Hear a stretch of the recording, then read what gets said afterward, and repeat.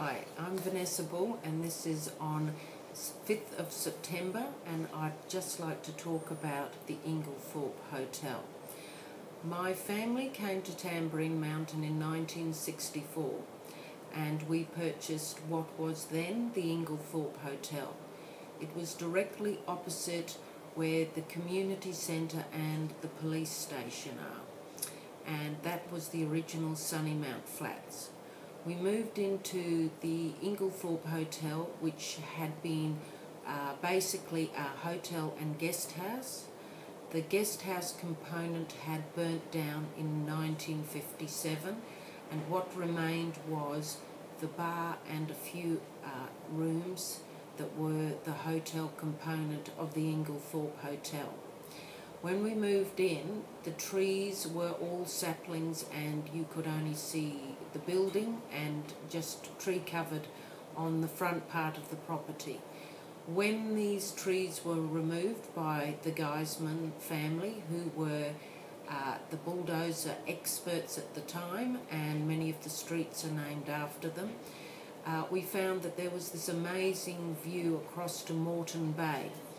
And that had been what was the attraction of the Inglethorpe Hotel.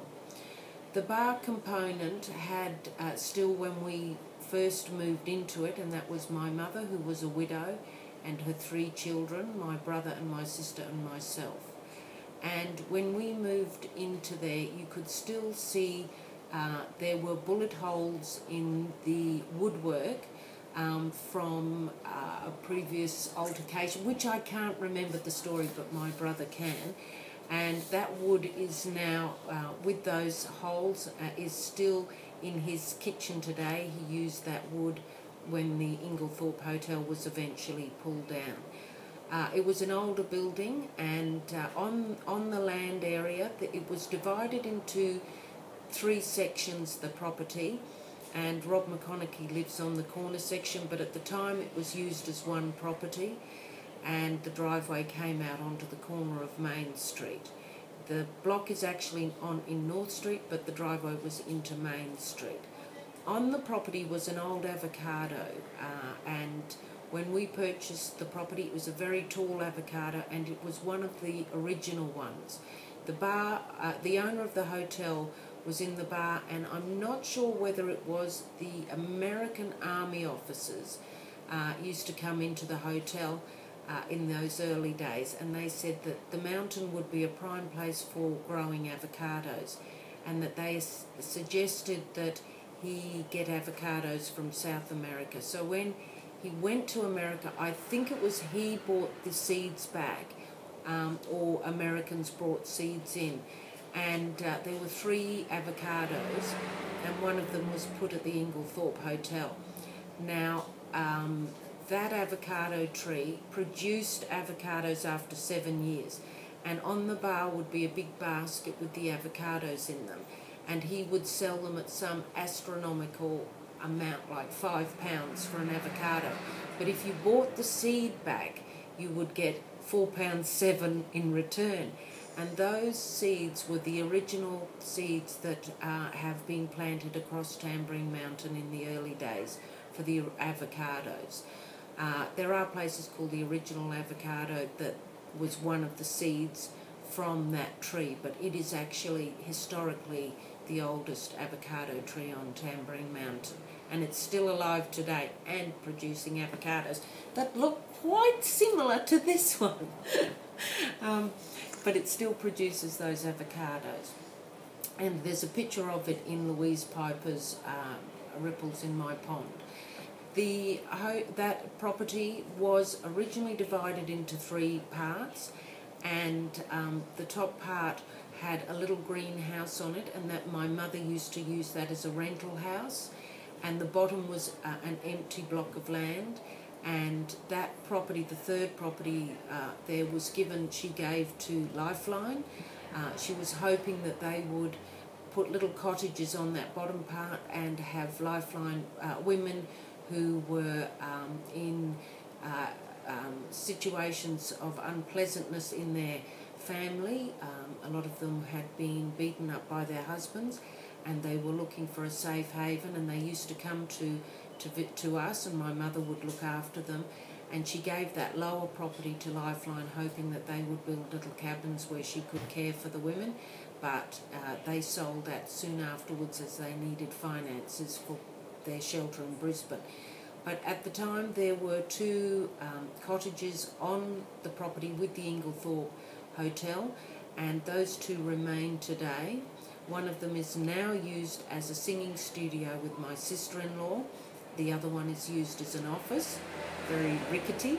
But those two buildings were used either as rooms for visitors, for ourselves, but mainly my mother used them for women in need, and they would come with their families and squash into this little area. But they were safe. They'd be here for a few weeks, and the children would attend school, and then eventually they would move on to their new life.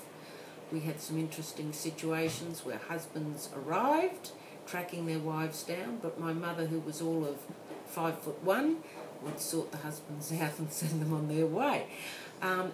At one stage there were the big fires that came through the valley. Now we very rarely get fires up that valley area, but this was in the late 60s, and the fire brigade at the time was just volunteers, and some of the members, Wally Flesser is still on the mountain now, he was in the original fire brigade, and they would arrive in the truck owned by, I think it was John, not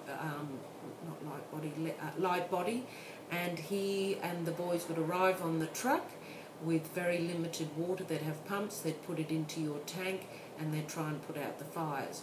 And one of the little cottages was nearly lost during one of these fires. It was a huge fire that came up the cliff edge through that Songbirds area up to the cliff edge, and we had people everywhere trying to put the fires out, all up Main Street area up through to the Knoll area.